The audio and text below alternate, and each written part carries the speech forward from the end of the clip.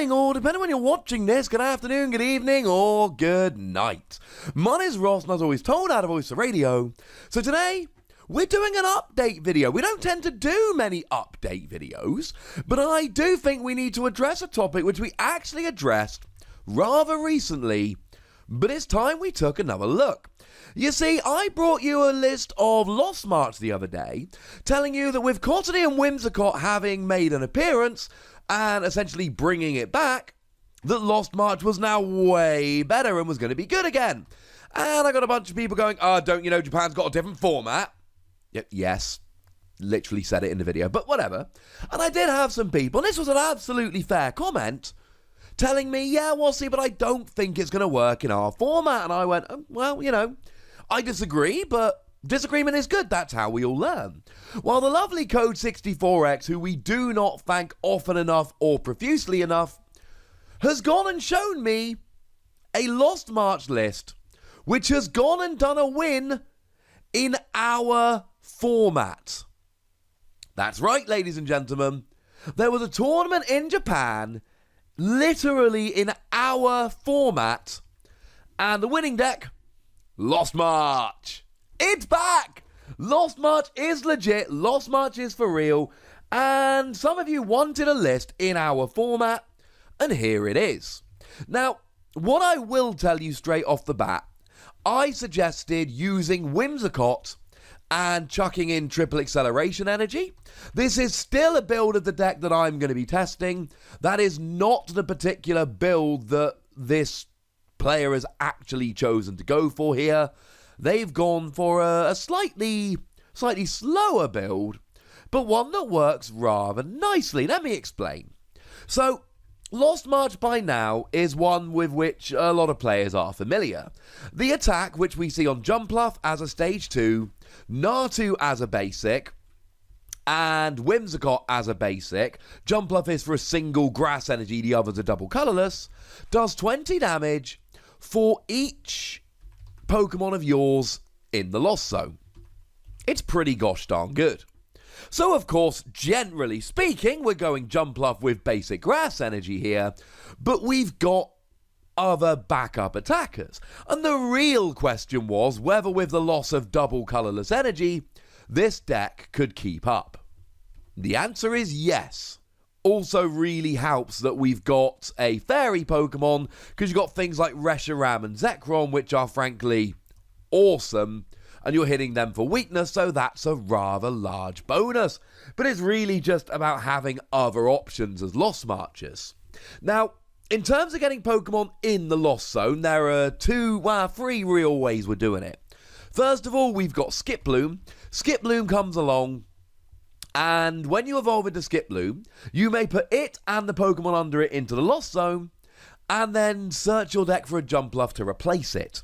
So essentially, Jumpluff turns into a pseudo Stage 1, at least in terms of how difficult it is to get on the field, and you get 2 Pokemon straight into the Lost Zone.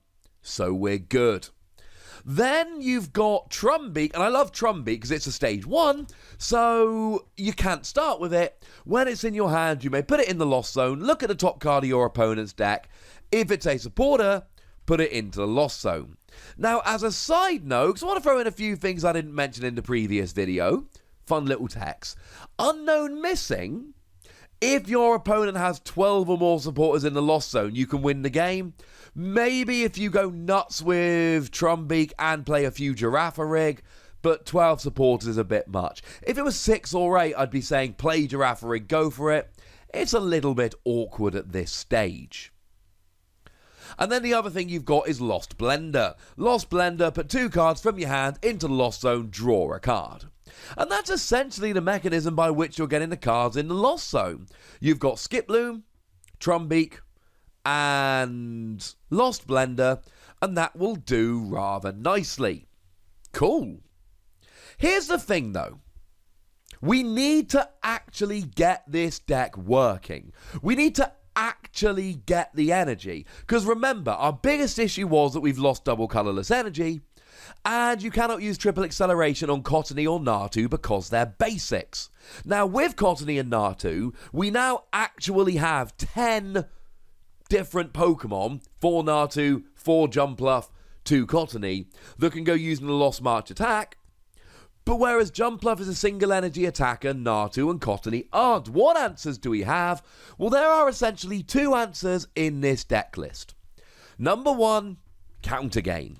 If you're behind on prizes, you attach Counter Gain to one of your Pokemon, and it pays 1 colourless energy less to attack. Well, that's quite nice, because now Natu and Cottony can both attack for a single colourless energy. The other thing that's a little bit weird is that as well as Grass Energy, we're playing Fairy Energy, and that's it. They're the only energy we're playing. And Cottony attacks for colourless energy, so okay, fine, we're playing a Fairy Pokemon, but why are we using Fairy Energy? None of your Pokemon need Fairy Energy to attack. And the answer is extremely simple. We're playing Mina. Mina comes along as a supporter card, and when you play it, you search your deck for a Fairy Energy, attach it to one of your Pokemon, and then shuffle your deck. And that, ladies and gentlemen, is why we're playing Mina. And it's why we're playing Fairy Energy. You see, you need 6 attackers throughout the course of the game. Now, it might be less, but 6 attackers is 1 hit KOing 6 non-GXs, or 2 hit KOing 3 tag teams, etc. General rule, you're looking for 6 attackers. Jumpluff often won't quite be enough. So what do? Well, now we've got 4 Jumpluff, we've got 1 Counter Gain, 1 Mina, and that, ladies and gentlemen, is our 6 attackers we are off and rolling. And the other thing that's important to note here is that Natu is hitting weakness on Psychic Weak Pokemon like Mewtwo and Mew, although do, of course, please remember they will be playing Jirachi, so that's kind of a pain. And, of course, you're hitting Fairy weakness on the aforementioned things like Reshiram and Zekrom, or the new Naganadel, which is... well, it's good, frankly, ladies and gentlemen. It's a very good Pokemon. Plus Grass weakness, which isn't terribly relevant, but you never know. That's beautiful. Now, in terms of other Pokemon, there are literally 2. We're playing 1 Mew to protect the bench. Mew to protect the bench is very important, because your Pokemon are weak. So having Mew protecting them on the bench is pretty gosh darn good. We then play 1 Oricorio GX, because Oricorio GX is awesome. Oricorio GX has an ability whereby if one of your Pokemon was KO'd during your opponent's last turn, you get to draw 3 cards. It's wonderful, because it's just a draw engine, and you're going to have 6 individual Pokemon KO'd here, so this is going to draw quite a lot. It is the lone GX in the deck. It can be gusted up and KO'd, but that's a risk you're going to have to take. Now, in terms of the Pokemon here, we talked about the searching difficulty, and I told you that in this deck, it wasn't a huge difficulty, and it's not. We've got Professor Owl's Lecture, which will search out your entire Jumpluff line and your Natu, everything but Trumbeak and Oricorio. Everything but Trumbeak and Oricorio comes out using Professor Owl's Lecture, so that's a pretty gosh darn good choice. And I told you that we have Netball. Netball lets you search for a basic grass energy or a basic grass Pokemon, so it will get your Hoppip, but it will also get your energy, which is really quite nice. And then, of course, we're playing Pokemon Communication. Why would we not be? Because if you really want a non-60 HP Pokemon, then drop Professor Owl's Lecture and then communicate one of those Pokemon for the one you want. Use Netball to grab a basic grass and then use Pokemon Communication to swap it for whatever other Pokemon you want. It's kind of lovely. And the other slightly weird card we see being played here is Rosa. Rosa, now it only works if one of your Pokemon was KO'd during your opponent's last turn, but you search your deck for a Pokemon, trainer card, and basic energy to put them into your hand. So you could, for instance, if you go down on prizes, you can search yourself a Cottony, an energy, a Counter Gain, and oh look, now you're up and rolling. Sounds pretty good to me. Now, in terms of the rest of the deck list here, we are playing 4 Cynthia because it's still the best draw card we've got at the moment. We're playing a Reset Stamp because it's Reset Stamp, there's one in every deck. And we're playing Erica's Hospitality as a little bit of extra draw. And the last card we're playing, and we're playing it as a 4 of, is Poker Gear 3.0.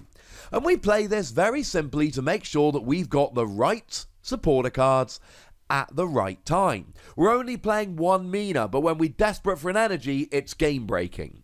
Rosa after a KO is amazing. Professor Elm's Lecture in the early game is amazing. And the fact of the matter is, if we take a look at the list as a whole, between Netball, Pokemon Communication and Professor Elm's Lecture, we're great for Pokemon search. We've then got Lost Blender and Oricorio that really help us with draw power and consistency. And then we're using single prize Pokemon, and we are only ever attacking for a single energy, and this is going to work. This was played in our format. The second Cosmic Eclipse drops, every single card in this list will be legal for tournament play, and it's gone and won a tournament over in Japan. So, yeah, Lost March definitely can work in our format. But I'd like to know your reaction to this. Have I changed your mind? Do you still believe that it's not good? Did you never stop believing in Lost March? Let me know in the comment section. Go nuts! Be nice. And then make sure you like this video, subscribe to this channel, follow me on Twitter at TheWassy, and Twitch for some live action at twitch.tv/PTCGRadio.